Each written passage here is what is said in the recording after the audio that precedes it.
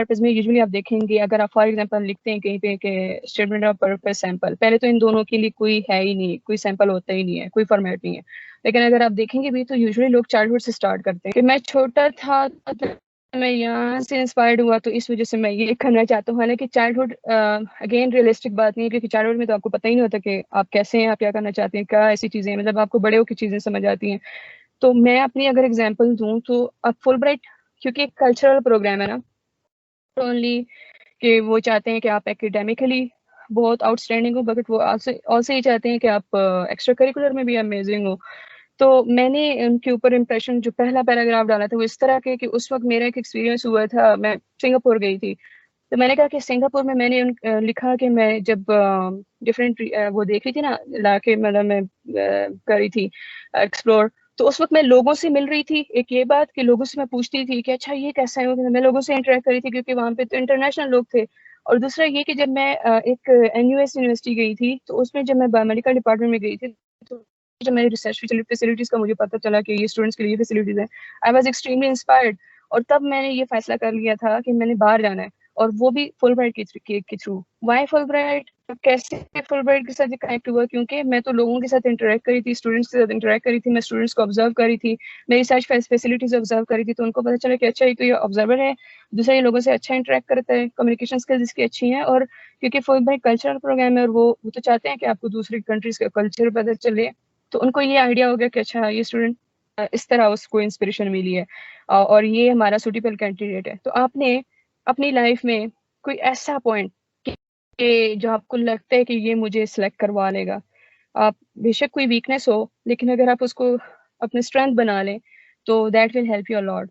तो आपने statement of purpose का जो पहला पैराग्राफ है वो कोई आपने वहां से कोई इंस्पिरेशनल चीज उठानी है जो आप समझते हैं कि वो हो जाएंगे इंस्पायर्ड। तो मैंने अपना वो एक्सपीरियंस बताया था and then I was able to defend that. और मुझसे इंटरव्यू में भी ये क्वेश्चन हुआ था कि कहीं, क्योंकि वो मेक श्योर करते हैं ना कि इसने खुद लिखा है नहीं लिखा, तो उन्होंने मुझसे पूछा भी था कि कोई किसी और कंट्री का आपका हुआ है एक्सपीरियंस, तो मैंने बता दिया था कि हाँ इस तरह मैं लोगों से मिलती थी। आपने एक्साइटमेंट शो करनी होती है ना कि आप बहुत एक्साइटेड हैं स्कॉलरशिप के लिए, तो मैंने कहा हम इस तरह मिली थी, ये वो सारा बताया था। तो वो बंदी वो मतलब अमेरिकन थी वो इंटरव्यूअर, तो शी वॉज वेरी हैप्पी। तो आपने इस तरह करना है कि कोई ऐसा पॉइंट उठा लें अपनी लाइफ से जो आपको लगता है कि this will actually really impress them.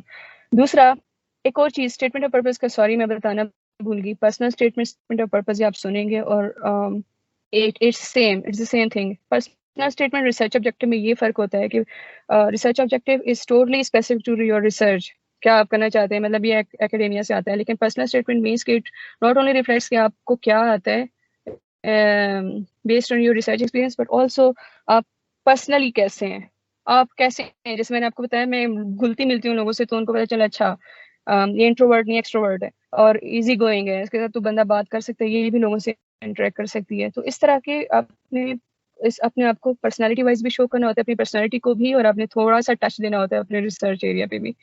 तो जो मैंने दूसरा पॉइंट लिखा है ना कि right briefly about research experience, वो भी अगेन इसी तरह है कि आप डेफिनेटली आ तो पढ़ाई के लिए रहे हैं ना, तो वो थोड़ा सा टच आप उसका देंगे कि मेरा ये एक्सपीरियंस है। बेशक एग्जांपल्स ले लें, अगेन सीवी से ले लें, बेशक वो लिखना है, वो जो पिछला आपने एग्जांपल्स उठाए थे उसको थोड़ा सा मोल्ड कर लें, सेम अल्फाज ना लिखें, मोल्ड कर लें कि मैंने ये किया था।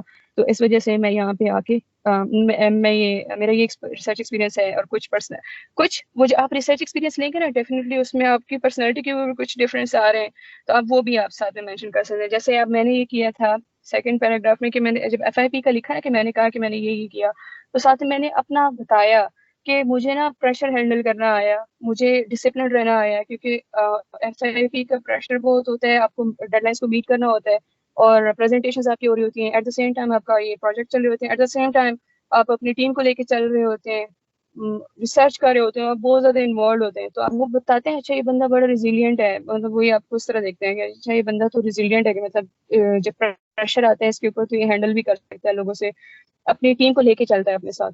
तो आप वो वाला पॉइंट उठा लें कि मैंने टीम के साथ मिलकर, टीम वर्किंग स्किल्स है मेरे अंदर, मैंने इस तरह टीम के साथ काम किया। बेशक कोई एग्जाम्पल उठा लें, तो साथ में आप पर्सनैलिटी भी बता रहे हैं, साथ में आप रिसर्च भी बता रहे हैं कि मेरा एक्सपीरियंस है।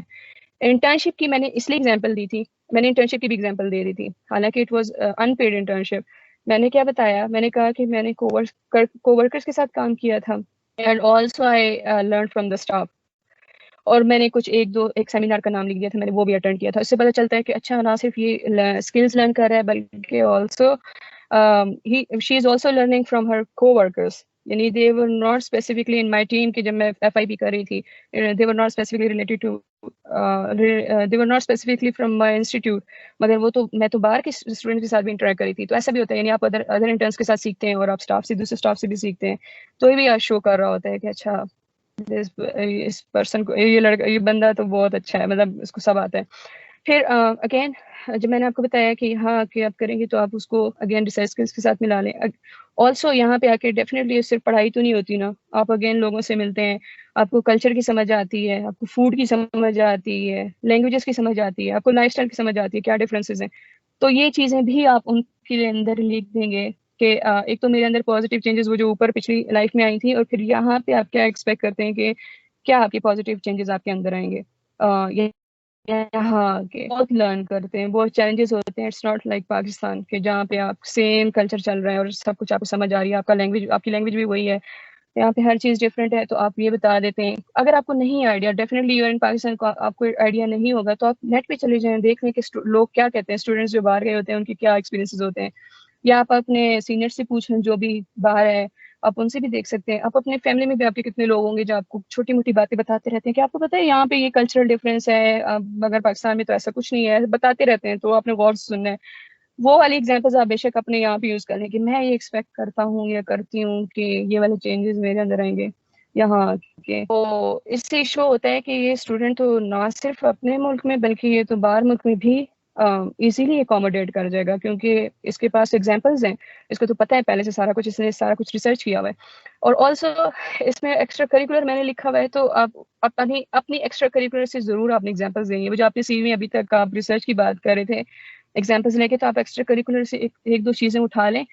जैसे फॉर एग्जांपल मैंने उठाई थी लीडरशिप की, और वो इस तरह की मैंने इक्का दुक्का कोई एम्बेसडरशिप की थी इंटर यूनिवर्सिटी कॉम्पिटिशन्स में, तो मैंने वो डाल दिए थे। कुछ यूनिवर्सिटी के डाले थे, लेकिन इंटर यूनिवर्सिटी का ये फायदा होता है कि मैं सिर्फ अपनी यूनिवर्सिटी से में नहीं थी, लेकिन मैं बाहर की उसमें भी इन्वॉल्व थी एक्सपीरियंसेस में। तो वो भी आपने एक 3-4 एग्जाम्पल्स उठा लें, और आपने उससे क्या सीखा ये आपने लिखना है। आपने लिखना नहीं है, जॉट डाउन नहीं करना कि ये मैंने किया, बताएं कि क्या क्या सीखा। जो रिसर्च ऑब्जेक्टिव और statement of purpose which we usually miss is that, आपने उसमें ये बताना है कि आपने क्या सीखा और उससे आप क्या चेंजेस आए, पॉजिटिव चेंजेस आए, आपने इसके ऊपर ज्यादा देना है। एग्जाम्पल के ऊपर आपने ज्यादा नहीं करना, आपने उससे सीखा क्या इसके ऊपर ज्यादा आपने फोकस करना है।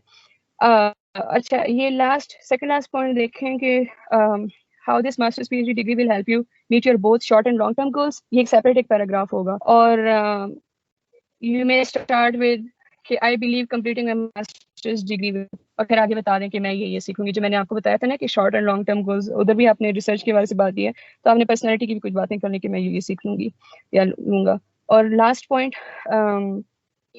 जब आप कर लेते हैं स्टेटमेंट ऑफ पर्पस पूरा आपका हो गया है, और फ्लो में चलना चाहिए, ठीक है। It's up to you how you, मतलब आप कैसे लेके चलते हैं, लेकिन फ्लो में चलना चाहिए। ये नहीं हो कि डिस्कनेक्टेड हो, ऊपर वाला जो पॉइंट है, मतलब ऊपर वाला जो पैराग्राफ है वो टोटली डिस्कनेक्टेड है नीचे वाले पैराग्राफ के साथ। कहानी की तरह आपने चलना है, ऊपर से शुरू हो जाए और नीचे कहानी खत्म करनी है। और इस पे खत्म कर दें बेशक, इसका स्क्रीनशॉट बेशक अगर आप लेना चाहते हैं लेने के। With this motivation I am submitting my credentials for evaluation for my masters और PhD प्रोग्राम अंडर फुलब्राइट। और फिर नीचे आप अपना वो डालते हैं बेशक, if you have any questions you may contact me on, email address डाल देंगे आप, ठीक है। तो इस तरह स्टेटमेंट ऑफ पर्पस होता है। यहाँ से आपके कुछ क्वेश्चंस हैं तो यू कैन आस्क मी।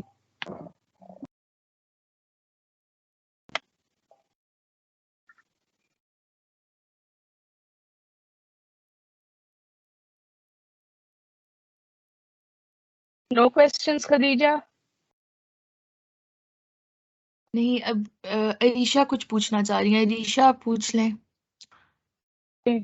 जी, मैं ये पूछना चाह रही हूँ कि हमें यूनिवर्सिटी में बताया गया है कि जो सर्टिफिकेट ऑफ पार्टिसिपेशन होता है वो इतना मतलब हेल्पफुल नहीं होता। अगर आपने कोई चीज़ विन की है या फिर अगर आपने विन किया है तो वो हेल्पफुल है, लेकिन अगर सर्टिफिकेट ऑफ ओनली पार्टिसिपेशन है तो वो हेल्पफुल नहीं है। क्या ये बात ट्रू है? मैं ये पूछना चाह रही हूँ।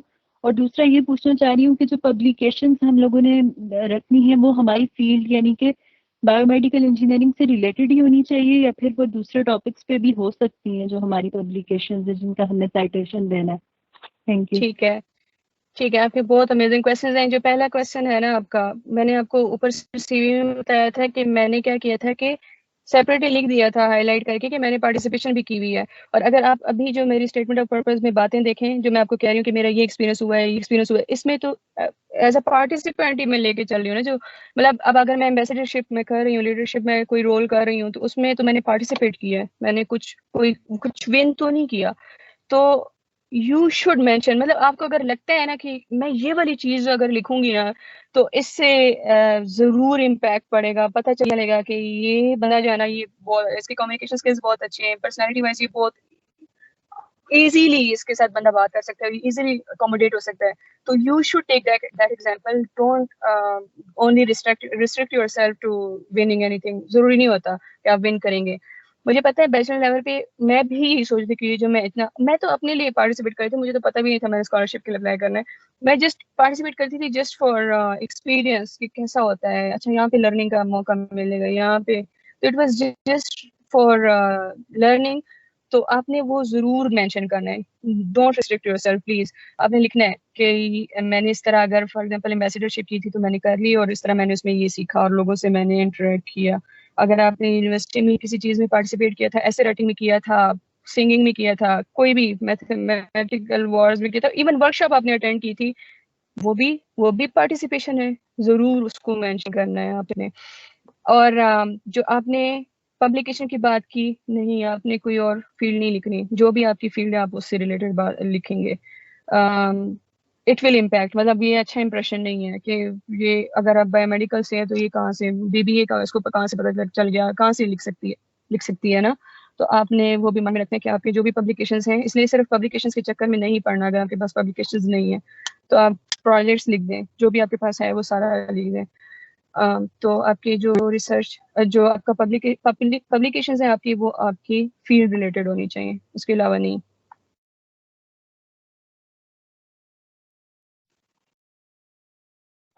और मेरा एक और क्वेश्चन है कि हम लोग जो मतलब हमारी जो एकेडमिक्स होती हैं, हम उस पे ज़्यादा फोकस करें स्कॉलरशिप के लिए, या फिर जो अपने प्रोजेक्ट्स या रिसर्च बेस्ड स्किल्स हैं इन पे ज़्यादा फोकस करें?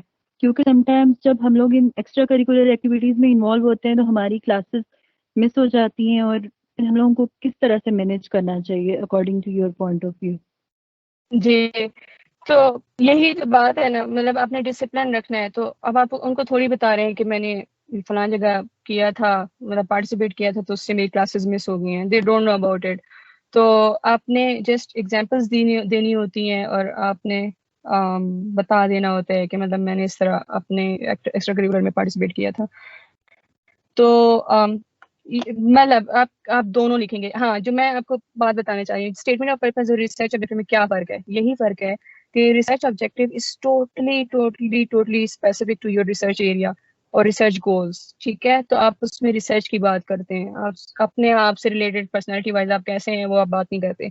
लेकिन जब आप स्टेटमेंट ऑफ पर्पस की बात हैं, तो मैंने लिखा है ना कि देखें, अब मैं इसकी रिसर्च की बात कर रही हूँ एंड रिसर्च आप कर रहे हैं उसमें भी आप क्या सीख रहे हैं, अपने अंदर क्या चेंजेस महसूस कर रहे हैं। बेशक नेगेटिव, लेकिन नेगेटिव ही तो होते हैं, चैलेंजेस ही तो होते हैं जो आपके अंदर मतलब डिफरेंस ला रहे हैं ना, जो आप सीखते हैं।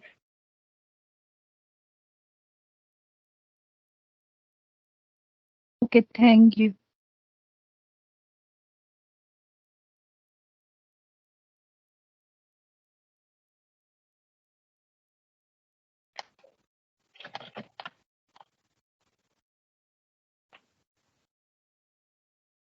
जी सॉरी, मेरा से मैं चला गया था। तो स्टेटमेंट ऑफ पर्पस में आप अपने बारे में भी लिखेंगे और अपने रिसर्च एरिया के बारे में भी लिखेंगे, और रिसर्च ऑब्जेक्टिव में आप स्पेसिफिकली अपने रिसर्च से रिलेटेड बात लिखेंगे। उसको कैसे लेके चलना है, इट्स ओके, क्लासेस मिस हो जाती हैं, लेकिन आपने है कि आपने सीखना है ना, वो तो अब आपका काम है कि आप किस तरह लेके चलते हैं। कुछ क्लासेस मिस हो जाती हैं, still fine, as long as आप बाद में जाके वो कवर कर लेते हैं सारा कुछ। तो मैं ये तो नहीं कहूँगी कि अच्छी बात है आप क्लासेस मिस करें, लेकिन खैर है, कभी कभी हो जाता है तो चलता है। तो वो लिखने की जरूरत नहीं है।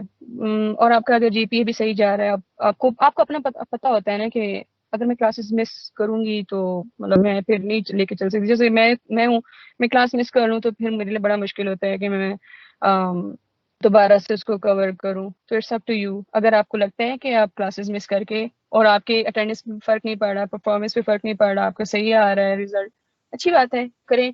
लेकिन अगर आपको लगता है कि आप नहीं कर पाएंगे तो ये तो डिपेंड करता है ना हर इंसान की अपनी पर्सनालिटी के ऊपर कि आप कर सकते हैं नहीं कर सकते। तो टोटली अप टू यू। ये आप खुद को ज्यादा अच्छी तरह जज कर सकते हैं। ठीक है, दो डिफरेंट बातें मैंने की हैं। एक है अगर स्टेटमेंट ऑफ पर्पस और रिसर्च ऑब्जेक्टिव में ये फर्क है, रिसर्च ऑब्जेक्टिव में रिसर्च की बात करेंगे स्पेसिफिकली, स्टेटमेंट ऑफ पर्पस में दोनों बातें करेंगे, रिसर्च प्लस अपने बारे में। और जो आपने दूसरी बात की है वो आपके लिए एक मैंने जस्ट वो रख दी है, पॉइंट रख दिया है कि आपको पता है अपना कि आप कर सकते हैं नहीं कर सकते, इसको लेके चल सकते हैं नहीं लेके चल सकते। मतलब इट्स मतलब ये तो प्रायोरिटी की बात होती है ना कि अगर मैं ये अटेंड कर लूंगी इससे ज्यादा मेरा हर्ज होगा तो फिर आप ना करें, आप कोई और एग्जाम्पल उठा लें, कुछ और कर लें, बाद में कर लें अप्लाई, बाद में वो कर लें, पार्टिसिपेट कर लें। तो आपको आंसर मिल गया खदीजा? जी मिल गया। चलें आगे चलते हैं। सही है अभी ठीक है। जी। अभी हाँ, इसमें मिस्टेक्स क्या अवॉइड करनी है? झूठ नहीं बोलना, वो जो नहीं आता ना लिखें। कोई बड़ी बड़ी बातें लिखने की जरूरत नहीं है। पर्सनालिटी में एक का दो का चेंजेस आए हैं वो बस वो लिखें, इससे ज्यादा कुछ नहीं लिखना। ठीक है, अचीवमेंट्स भी एक या दो आप सीवी से उठाएंगे। आप ये बात बहुत सुनेंगे, कहा जाता है कि सीवी से रिलेटेड आपने कोई चीजें नहीं लिखनी या सीवी को आप दोबारा ना लिखें बल्कि आउट ऑफ सीवी बात लिखें। तो वो बात ही होती है कि फिर आपको कैसे पता चलेगा, आप कैसे एक्सप्रेस करेंगे खुद को। तो इसका अच्छा तरीका ये होता है कि आप सीवी से एक दो एग्जांपल्स लें और फिर उसको डिफेंड करें कि किस तरह उसकी वजह से मैंने सीखा है। और डिस्कनेक्शन बिल्कुल नहीं होनी चाहिए, कहानी की तरह लेके चलना है। और ये कहानी की तरह बनेगा कैसे? पहली दफा में डिस्कनेक्टेड ही होगा अगर आप ड्राफ्ट लिखेंगे। ये बहुत दफा रिव्यू करवाने के बाद, रिव्यू किससे करवाना है? वो स्टूडेंट्स होते हैं, जैसे आपके सीनियर्स होते हैं जो यहाँ पे आए हुए होते हैं, या फिर मैं आपको बताऊंगी आप कहाँ कहाँ रिव्यूअर्स के साथ कांटेक्ट कर सकते हैं। तो ये वो लोग आपको बताएंगे ये चीज निकाल दो, ये चीज ऐड करो, ये चीज निकाल दो, ये ऐड कर दो। वो क्रॉस लगाएंगे पूरे पूरे। तो उससे आपने मायूस नहीं होना, बल्कि आप उसको रिफाइन करते जाएंगे। तो it takes time, it takes months. तो मेरे तो कोई तकरीबन 4 मंथ्स लग गए थे मुझे इसके ऊपर काम करते करते। तो इस वजह से मुझे पता है पहली दफा में आप कहेंगे मुझे कैसे पता चलेगा कि फ्लो में जा रहा है नहीं जा रहा। तो ये वक्त के साथ साथ समझ आइए कि फ्लो में जा रहा है या नहीं जा रहा। तो बार बार वो आएंगे रिव्यूज जब आएंगे उससे आपको समझ आएगी। फुल ब्राइट का जो लिमिट है वो 700 वर्ड्स, आपने उसके अंदर रहना है। और it should include both your academic and personal achievements. ठीक है, तो पर्सनल अचीवमेंट्स मीन्स कि आप पर्सनैलिटी वाइज भी कैसे हैं और प्लस आपने एक्स्ट्रा करिकुलर में कहाँ क्या क्या सीखा था, कहाँ पे आपने कैसे पार्टिसिपेट किया था, उसके बारे में हम लिखते हैं। लेटर्स ऑफ रिकमेंडेशन चाहिए होंगे 3 आपसे रेफरेंस वो मांगेंगे और ये इलेक्ट्रॉनिक होंगे। मीन्स के बेहतर तरीका ये होता है कि जब आप सबमिट कर लेते हैं ना, मतलब डेडलाइन फॉर एग्जांपल 15 जुलाई है फॉर एग्जांपल, और अभी आपके पास 2 वीक्स हैं, तो आपने ये नहीं करना है डेडलाइन तक वेट करना है कि अच्छा 15 है ना तो मैंने 15 को ही सबमिट करना है। नहीं, ऐसा होता है कि आप रेफरेंस के नेम डालते हैं, उसके बाद ईमेल जाती है आपके रेफरेंस को और रेफरेंस आपके आपके बिहाफ पे करते हैं। तो इसमें टाइम लग जाता है। अगेन आप स्टूडेंट टीचर्स को, अगर आपके टीचर्स हैं रेफरेंस या आपके एम्प्लॉयर्स हैं, तो आप उनको कहते हैं कि प्लीज टाइम पे सबमिट कर देना।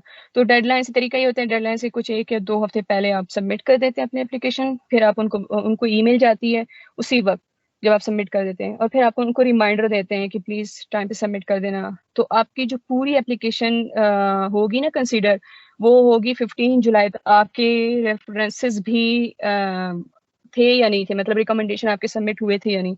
फॉर इंस्टेंस आपने सबमिट कर दिया था 15 को और आपके जो रेफरी हैं उन्होंने 18 को कर दिया था, तो आपकी कंसीडर ही नहीं होगी एप्लीकेशन।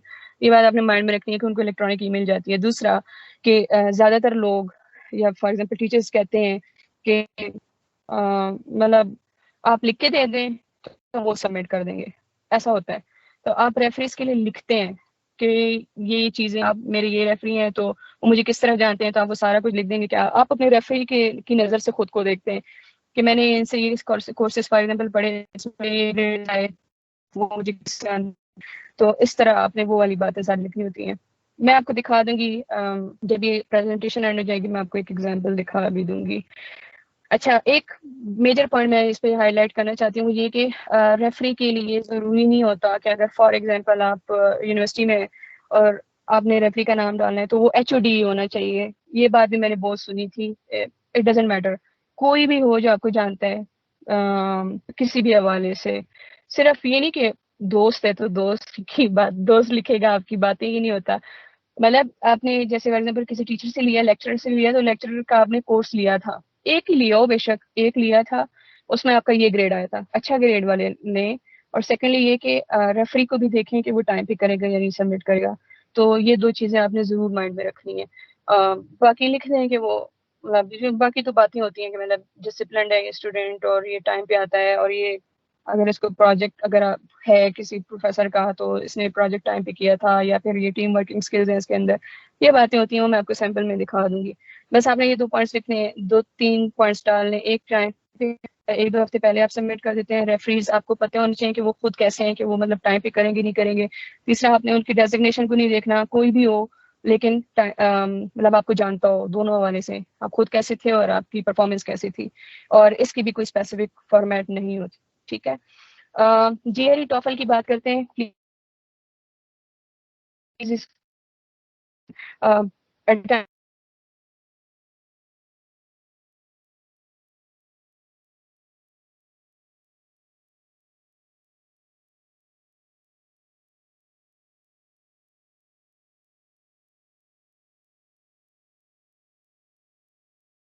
खदीजा, मैं मेरी आवाज आ रही है आपको? जी, अब आना शुरू हुई है। हाँ वो मुझे समझ आ गई, वो बीच में मुझे सिग्नल आ गया कि नेट चला गया।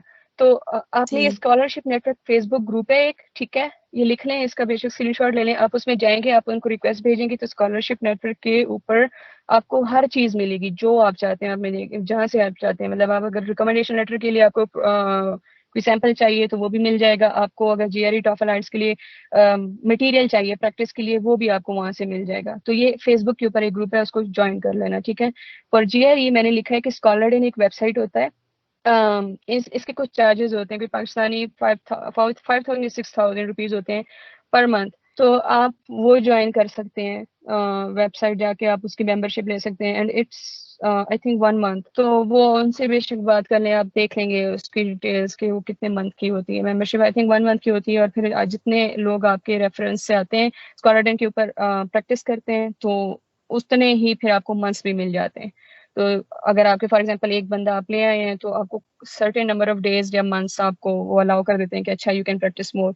और इसमें ये होता है कि रीडिंग राइटिंग और नहीं सॉरी, रीडिंग और लिसनिंग, रीडिंग और एक और क्या है, सॉरी GRE के लिए स्कॉलर के ऊपर एक है मैथमेटिकल क्वांटिटेटिव और एक होता है इंग्लिश पोर्शन रीडिंग।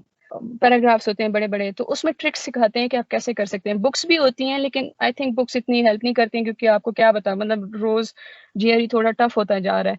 तो आप क्या करते हैं स्कॉलर के ऊपर जब जाते हैं तो अगर आप कोई क्वेश्चन नहीं भी हल कर पाते ना ट्रिक्स लगा के, तो वो आपको नीचे उसमें पूरा उन्होंने एक्सप्लेन किया हुआ होता है कि आप इसको किस तरह हल कर सकते हैं। तो GRE के लिए आप स्कॉलर इन भी कर सकते हैं। और USEFP लेक्चर्स हैं जो मैं आपको बता रही हूँ, जो ये ऑर्गेनाइजेशन जो इसको मैनेज करती है फुलब्राइट को, उनका एक वो है यूट्यूब के ऊपर बाकायदा चैनल है, आप वहाँ जाके भी लेक्चर्स सुन सकते हैं कि वो कैसे ट्रिक्स होती हैं सारी, रीडिंग के लिए भी और क्वांटिटेटिव के लिए भी। तो वो अभी आप वहाँ से हेल्प ले सकते हैं, मैंने यहाँ पे लिंक भी दिए हुए। मैं ये हो सकता है ये प्रेजेंटेशन अगर आपको चाहिए हुई तो मैं खदीजा को भी दे दूंगी, आप यहाँ से बेशक चले जाना सीधा डायरेक्ट क्लिक करके। फॉर टॉफल, टॉफल का यूट्यूब चैनल है TST टॉफल प्रेप, एक चैनल है। ये बहुत अच्छा एक्सप्लेन करते हैं, तो आपको हर चीज समझ में आ जाएगी। अगर आपको डिफ्रेंशिएट करना है टॉफल क्या है, IELTS क्या है, GRE क्या है, तो जस्ट फॉर योर ईज ये है कि GRE में रीडिंग मतलब इंग्लिश इंग्लिश पोर्शन और मैथमेटिकल पोर्शन और तीसरा राइटिंग होता है। जो मैं स्कॉलर डे की बात कर रही हूँ स्पेसिफिकली, उसमें ये होता है कि वो आपको रीडिंग ट्रिक्स बताते हैं मटेरियल समेत, क्वेश्चन समेत, और आपको क्वांटिटेटिव की प्रैक्टिस कराते हैं। और USEFP लेक्चर्स में आई थिंक तीनों होते हैं, वो आपको बताते हैं कैसे करना है ट्रिक्स व्रिक्स, और ये कि लिखना कैसे है, रीडिंग का भी आपको सिखा देते हैं।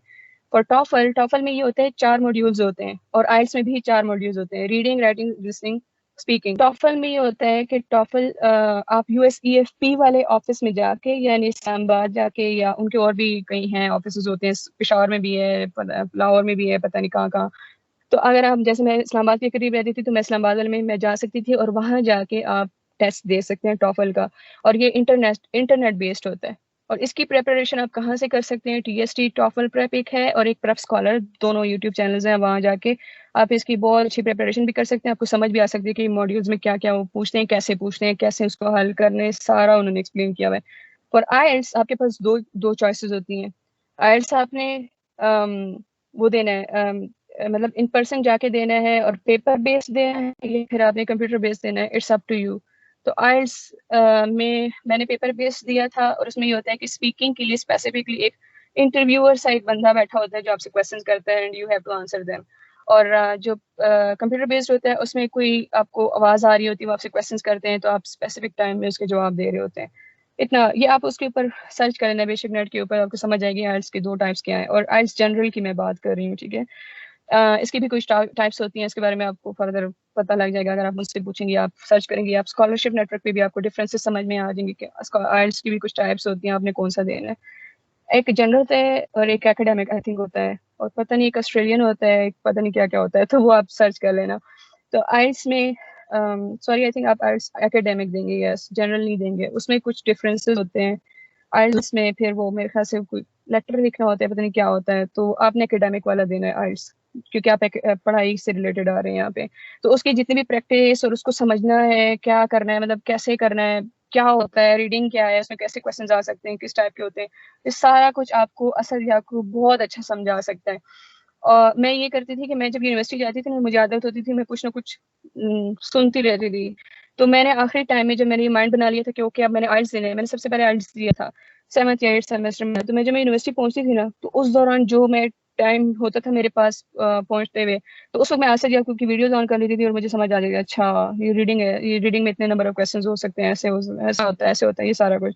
तो आसिफ याकूब बहुत अच्छा समझा देगा आपको कि करना कैसे है और क्या क्या आते हैं क्वेश्चंस। और E2 आइल्स भी एक चैनल है, तो उसको भी आप सुनना और प्रैक्टिस कर सकते हैं, ठीक है। अब मिसकंसेप्शंस ये मैं इसलिए बता रही हूँ क्योंकि ये होंगे या आप फेस करेंगे। पहली बात कि पब्लिकेशंस बिल्कुल भी इम्पोर्टेंट नहीं है, आपके पास जो है प्रोजेक्ट्स हैं स्मॉल स्केल, वो आप कर दें, ठीक है, सबमिट कर दें। और ओनली GREs हैं इम्पोर्टेंट, मीन्स के मेरे टाइम में ये कहा जाए, मेरा खुद भी GRE स्कोर बहुत कम था, इसलिए बता रही हूँ कि मैंने ये सुना था और मैं इसकी वजह से काफ़ी डिसअपॉइंटेड थी कि शायद ऐसा ही होता है। तो GRE is not only important for your selection, वो आपकी हर चीज़ के पॉइंट्स होते हैं, आपके CV के पॉइंट्स होते हैं, स्टेटमेंट ऑफ पर्पस के पॉइंट्स होते हैं, स्टेटमेंट के ऑफ पर्पस के बेस के ऊपर ही वो आपको वो करते हैं, सिलेक्ट करते हैं, जितना मैंने समझा है। रिसर्च ऑब्जेक्टिव भी, और चौथा रिकमेंडेशन लेटर्स, इन सब के अपने अपने पॉइंट्स होते हैं, उसके ऊपर गौर करें।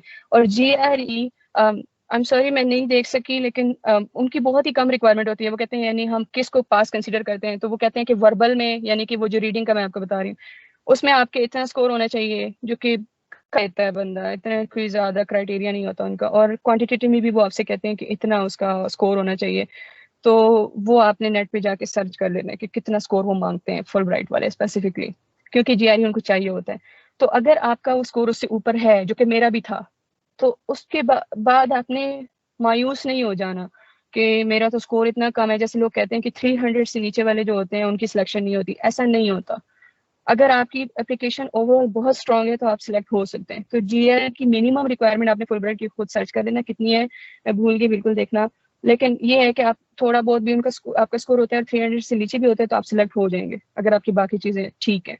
तो GRE सिंपली नहीं होता इम्पोर्टेंट, बाकी चीज़ें भी इम्पोर्टेंट होती हैं। और ये चीज़ मैंने बहुत देखी है। मैं रेफा से थी, मैं प्राइवेट यूनिवर्सिटी है ना, तो एक मैंने ये भी देखा कि मैं जब पढ़ती थी ना फेसबुक पे, तो कहते थे लोग कि वो तो फुल ब्राइट वाले तो सिर्फ गवर्नमेंट स्टूडेंट्स गवर्नमेंट यूनिवर्सिटी से उठाते हैं, स्टूडेंट्स सेलेक्ट करते हैं, और प्राइवेट की तो कोई जगह ही नहीं होती। मतलब ये मैंने इसलिए देखा क्योंकि प्राइवेट यूनिवर्सिटी वालों को इतना पता भी नहीं होता। जैसे नर्स से यहाँ पे फुल ब्राइटर्स कहीं भी आप देखेंगे ना, आपको नर्स फुल ब्राइटर्स जो मिलेंगे, आपको नर्सियंस मिलेंगे या आपको लम्ब से स्टूडेंट्स मिलेंगे। तो आप सोचते हैं कि अच्छा मुझे तो कुछ आता ही नहीं है, तो मैंने तो होना ही नहीं है क्योंकि मैं तो प्राइवेट यूनिवर्सिटी से हूँ। तो ये आपने नहीं सुनना, आपने बस करना है। आपने खुद अपनी एप्लीकेशन इतनी स्ट्रांग बनानी है कि आप कहीं से भी हो तो वो आपको सिलेक्ट करें। वो आपकी यूनिवर्सिटी को नहीं देखते, वो ये भी नहीं देखते, जैसे कि कहा जाता है कि आपका जो रेफरी है वो कोई हेड ऑफ द डिपार्टमेंट है या नहीं, उनके पास इतना टाइम नहीं होता। वो बस देखते हैं कि अच्छा इसका लेटर कितना अच्छा लिखा हुआ है, मतलब कितना अच्छा रिकमेंड किया हुआ है प्रोफेसर ने, वो कितना खुश है स्टूडेंट से, उसके ऊपर आपकी सिलेक्शन होती है। इसी तरह आपने ये नहीं दिमाग में डालना कि प्राइवेट यूनिवर्सिटी से अगर मैं हूँ तो बस मैंने तो होना ही नहीं है, क्योंकि वो तो सिर्फ प्राइवेट को करते हैं, ऐसा नहीं होता। हर यूनिवर्सिटी से वो सिलेक्ट करते हैं, डिपेंड करता है आपके ऊपर आपकी एप्लीकेशन कैसी है। ये भी बहुत सुनेंगे आप, फुल ब्राइट वाले गर्ल्स को सिर्फ सिलेक्ट करते हैं, ऑल्दो उनकी परसेंटेज 1-2 साल से ऊपर है, 60% हो जाती हैं लड़कियां और 40% बाकी बॉयज होते हैं। लेकिन ये कभी कभी दरमियाना भी रहा है, और पहले हमसे भी पहले बॉयज ज्यादा होते रहे हैं, गर्ल्स कम होती रही हैं। तो गर्ल्स अगर सोचती हैं कि हमने हो जाना है, तो ऐसा नहीं है। बॉयज सोचते हैं हमने नहीं होना, ऐसा भी नहीं होता, सारे हो सकते हैं, जेंडर के ऊपर डिपेंड नहीं करता। एक और बात आपने माइंड में रखनी है, मैं पीछे भी बताना चाह रही थी, GRE, टॉफल, आइल्स, तीनों के लिए आपको पे करने की जरूरत नहीं है, आपको कुछ भी कोर्सेज लेने की जरूरत नहीं है। GRE is a little bit hard, तो उसके लिए बेशक आप अगर कोर्स लेना चाहते हैं, जैसे मैं आपको कह रही हूँ कि ऑनलाइन कोर्स है, तो वो तो मैंने भी लिया था। लेकिन अगर स्पेसिफिकली आप सोचते हैं कि टॉफल और आइल्स के लिए भी मुझे जाना पड़ेगा क्योंकि मेरी तो इंग्लिश अच्छी नहीं है, ऐसा नहीं होता। आप टाइम देते हैं, प्रैक्टिस करते हैं, आपका हो जाता है। तो मैंने दोनों की तैयारी की, मैंने यूट्यूब से की थी, पढ़ के सुन के सारा कुछ समझ के उसके बाद प्रैक्टिस करके हो जाता है।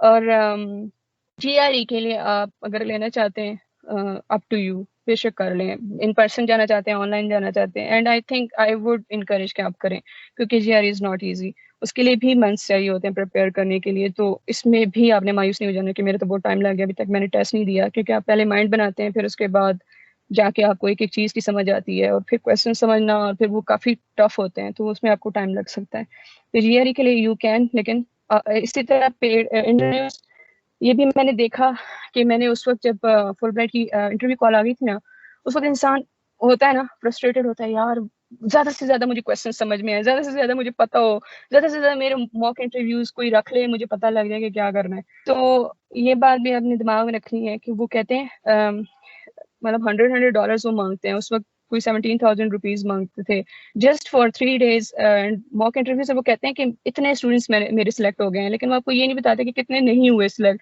तो आपने ये भी माइंड में नहीं रखना कि आप मॉक इंटरव्यूज देंगे और पेड वाले देंगे तो ही आप होंगे। मैंने अनपेड दिए थे, और ये भी जरूरी नहीं होता। एक और बात कि आपने जो इंटरव्यूज अगर रखवाने भी है ना, मॉक इंटरव्यूज, तो आपने रिलेटेड बंदे के साथ रखवाने हैं, कि जिसका कोई ताल्लुक ही नहीं है, जिसका फुल ब्राइट से कोई ताल्लुक ही नहीं है, उसके साथ आपने नहीं रखवाने। जो होके गुजरा है जिस प्रोसेस से, उसके साथ आपने रखवाने, ताकि आपको अच्छी गाइडेंस मिले।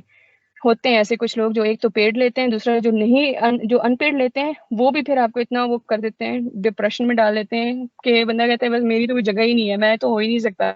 आपने ये भी नहीं करना, पेड इंटरव्यूज भी नहीं जाना, और अनपेड पे अगर जाना है तो रेलेवेंट बंदे के पास जाना है हर चीज के लिए। और इंटरव्यू में अगेन जब हो जाएंगे आप सिलेक्ट, तो उसमें बस आपने ये करना है कि क्वेश्चन ज्यादा से ज्यादा सर्च करें, गूगल पे जाएं, स्कॉलरशिप नेटवर्क पे जाएं, लोगों से पूछें क्या क्या क्वेश्चन आते हैं, वो आपको बता देंगे और हो जाती है आपकी तैयारी। पे नहीं करना, और आज ज्यादा से ज्यादा क्वेश्चन पूछें उनसे कि इस तरह का क्वेश्चन आए या वो आपको बताए, तो उनसे पूछें कि जवाब भी कैसे दूं, वो भी बता दें, तो जवाब भी आपको बता देते हैं, तो दैट हेल्प्स। आफ्टर सिलेक्शन जब हो जाते हैं आप लोग, तो मतलब at the time of application आपके पास ये जो CV, statement of purpose, research objective, और चौथा रिकमेंडेशन लेटर्स, ये आपके पास 4 मौजूद होने चाहिए, और प्लस GRE। लेकिन जब आप सेलेक्ट हो जाते हैं तो आपको वो कहते हैं कि आप इंग्लिश टेस्ट भी दो। इंग्लिश टेस्ट में वो टॉफल मांगते हैं स्पेसिफिकली फॉर US। मेरे पास आइल्स था, उन्होंने नहीं कहा, उन्होंने कहा टॉफल देना है।